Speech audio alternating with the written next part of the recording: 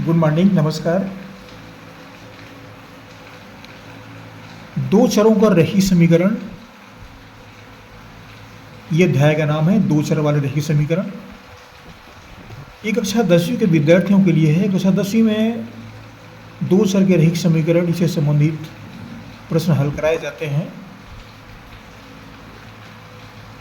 इसके अंतर्गत ये जो मैंने प्रश्न लिया है छत्तीसगढ़ पाठ्य पुस्तक निगम, वहाँ किताब से मैंने प्रश्न लिया है, जरूर ढूंढिएगा, किताब में ये प्रश्न मिलेगा आपको, वर्तमान में उपलब्ध है। ये क्या प्रश्न है? कक्षा 10वीं के 10 विद्यार्थियों ने एक विज्ञान क्विज में भाग लिया।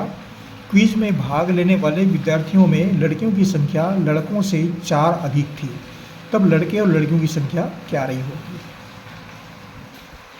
इसमें समझते हैं दो चर और रैखिक समीकरण। ये आवश्यक है। दो चर माने जैसे X Y Z A B C, ये सब क्या है? चर राशियाँ, इसके मान बदलते रहते हैं, परिवर्तन होते रहता है।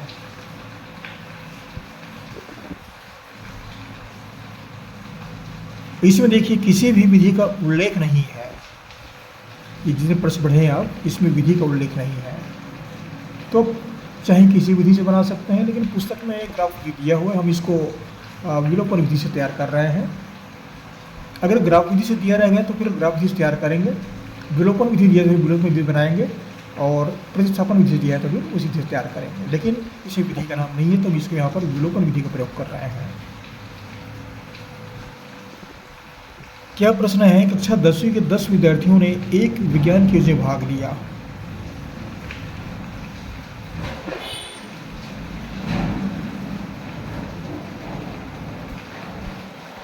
क्या कह रहे हैं? विद्यार्थियों की संख्या, विद्यार्थियों की संख्या जो है वह 10 है। 10 में कुछ लड़के हैं, कुछ लड़कियां हैं। क्या कहते हैं? क्विज में भाग लेने वाले विद्यार्थियों में लड़कियों की संख्या लड़कों से 4 अधिक थी। ये विद्यार्थियों की संख्या जो है लड़के और लड़की दोनों को कुल मिलाकर के है ये। तो पहले समीकरण प्राप्त करने के लिए मान लो लड़की की संख्या, ये मान लो x है, और लड़कियों की संख्या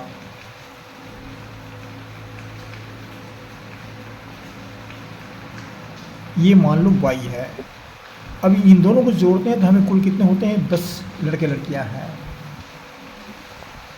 तो x धन y बराबर 10, ये पहला समीकरण है। फिर क्या कहते हैं? क्विज में भाग लेने वाले विद्यार्थियों में लड़कियों की संख्या लड़कों से 4 अधिक थी।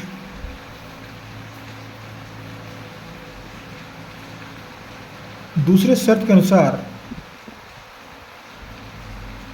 लड़कियों की संख्या बराबर लड़के की संख्या धन 4 अधिक है। लड़कियों की संख्या कितनी है? हम क्या माने हैं? y माने हैं, तो यहाँ पर y लिखेंगे। लड़के की संख्या x माने हैं, तो यहाँ पर x लिखेंगे, और धन 4 है तो धन 4। ये y का मान x धन 4, ये मान लो दूसरा समीकरण है।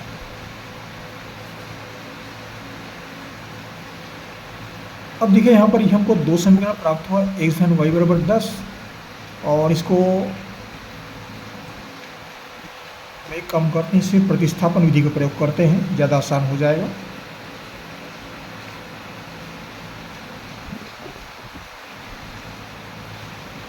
प्रतिस्थापन विधि, x धन y बराबर 10 है। ये y का मान x धन 4, इसको हम यहाँ पर रखते हैं y की जगह में। y का मान रखने पर क्या रखेंगे? x धन 4, तो ये होगा x धन 4 बराबर 10। y की जगह में x धन 4 हुआ, ये मान यहाँ रख दिए। x और x को जोड़ेंगे तो 2x, 1x और 1x, ये होता है 2x धन 4 बराबर 10। अब यहाँ पक्षांतर करते हैं तो 2x बराबर 10 ऋण 4, ये 4 जो है बाएं पक्ष में दाएं पक्ष में ले आते हैं, धन का ऋण हो जाता है। जब पक्ष बदलते हैं तो चिन्ह में परिवर्तन होता है, धन का धन ऋण और ऋण का धन। तो 10 ऋण 4, तो 2x बराबर क्या मिला, 10 ऋण 4 6, इसलिए x बराबर 6/2, 2 एकम 2, 2 तिया 6, x बराबर 3। x बराबर 3 इसे वहाँ रख देते हैं। y बराबर x धन 4 है, तो इस मान को रखते हैं 3 को, तो y बराबर 3 धन 4 बराबर 7, इसलिए y बराबर 7। तो ये y के बराबर 7, ये उत्तर है। ये y क्या है, लड़कियों की संख्या है, और x क्या है, लड़कों की संख्या।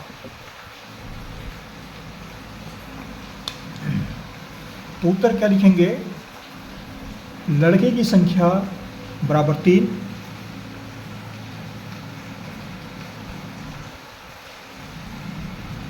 लड़की की संख्या बराबर 3 और लड़कियों की संख्या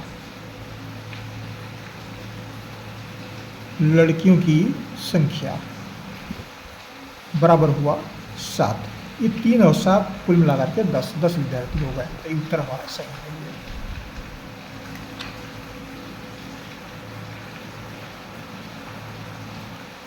ये वीडियो कक्षा 10वीं विद्यार्थियों के लिए था। आशा करता हूँ ये वीडियो आपको आसानी से समझ में आएगा। थोड़ा सा लंबा दिखता है क्योंकि ये हम ये जो बताते हैं बेसिकल मैथमेटिक्स है, पूरी बातें लिखते हैं, पूरी बातें बताते हैं, बेसिक जानकारियाँ देनी पड़ती हैं। छोटे बच्चे होते हैं उनको उस तरीके से प्रश्न हल करना पड़ता है, कहीं पर गैप ना हो, कहीं पर समझने में कठिनाई ना हो, इस बात को हमें ध्यान रखना पड़ता है। अतः जो भी विद्यार्थी पढ़ रहे हैं जरूर सब्सक्राइब कर दीजिएगा, हमारे चैनल को सब्सक्राइब करना ना भूलें, सब्सक्राइब अवश्य कीजिएगा। आपको हमारे से बहुत बहुत शुभकामनाएं, पढ़ते रहिए। अगली वीडियो में फिर मुलाकात होगी, फिर पढ़ेंगे आपके साथ। मैंने बहुत सारे प्रश्न इस वीडियो से, इस अभ्यास से जारी किए हैं, और भी प्रश्न हैं उसको जरूर पढ़िएगा। बहुत बहुत धन्यवाद, थैंक यू।